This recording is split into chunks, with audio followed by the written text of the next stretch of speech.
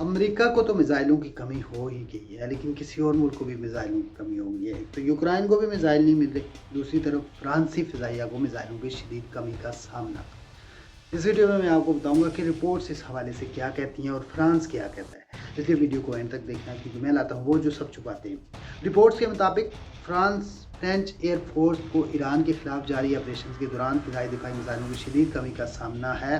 Operation کے دوران خلیجی خطے میں ایرانی ڈرونز کے خلاف مسلسل کارروائیوں کے باعث میزائل ذخائر تیزی سے ختم ہو رہے ہیں، جس پر فرانس کی حکومت میں تشویش پائی جاتی ہے۔ یعنی کہ میزائل فرانس بھی دے رہا ہے، اور یورپ بھی ایران کے اگینسٹ میزائل دے رہے ہیں۔ اس رپورٹ پر تو یہ پتہ چل رہا ہے بظاہر تو یورپ سائڈ پہ ہے، یعنی کہ امریکہ کو مسلسل انکار کر رہا ہے۔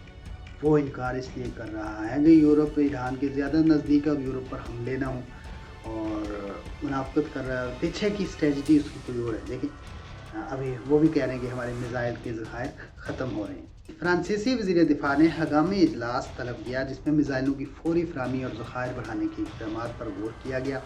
اطلاعات کے مطابق نہ صرف فرانس بلکہ امریکہ اور اس کے اتحادی بھی مختلف اقسام کے میزائلوں کی کمی کا سامنا کر رہے ہیں۔ فرانسیسی لڑاکا طیارے رافیل فائٹر جیٹ جدید Meteor air to air missile سے لیس ہوتے ہیں، مگر یہ میزائل انتہائی مہنگے ہیں اور کم قیمت ڈرون کے خلاف استعمال کرنا معاشی طور پر مؤثر نہیں سمجھا جاتا۔ اس لیے پرانے میزائل جیسے MICA اور میجک 2 زیادہ استعمال کیے جا رہے ہیں، لیکن وہ بھی ڈرون کے مقابلے میں کئی گنا مہنگے ہیں۔ اچھا جی، اب ایرانی ڈرون نے ان کو اس قدر تھکا دیا ہے کہ اب یہ ڈر رہے ہیں، بڑے میزائل فائر کرنے سے ڈر رہے ہیں، بڑے سسٹم لگانے سے ڈر رہے ہیں کہ اتنا معاشی نقصان ہو رہا ہے۔ اب اس کو سمجھ آ رہی ہے، اتنا تھکا دیا ہے جو ایران کی اسٹریٹجی تھی شروع سے کہ جنگ ہم نے اگر جیتنی نہیں ہے، جو ناممکن ہے، لیکن ہم نے انہیں تھکانا ہے، وہ انہیں تھکا رہے ہیں۔ ایرانی شاید 136 ڈرون جیسے سستے ڈرون نے میدان جنگ میں اہم کردار ادا کیا ہے، جس کی وجہ سے مہنگے میزائلوں کا استعمال ایک بڑا چیلنج بن گیا ہے۔ یہی وجہ ہے کہ طویل مدت تک اس طرح کے آپریشن جاری رکھنا مشکل ہو سکتا ہے۔ یعنی کہ امریکہ بچ کے جانا چاہتا ہے، وہ طویل مدت کے آپریشن جاری نہیں رکھنا چاہتا، یعنی کہ اس جنگ کو لمبا کھینچنا نہیں چاہتا۔ رپورٹس کے مطابق ایران کے حملوں کے دوران کئی جدید ریڈار سسٹمز بھی تباہ ہوئے ہیں، جس سے فضائی دفاع مزید کمزور ہوا ہے۔ دوسری جانب لڑاکا طیارے بیلسٹک میزائلوں کو روکنے کی صلاحیت نہیں رکھتے اور زیادہ تر ڈرونز کے خلاف ہی استعمال ہو رہے ہیں۔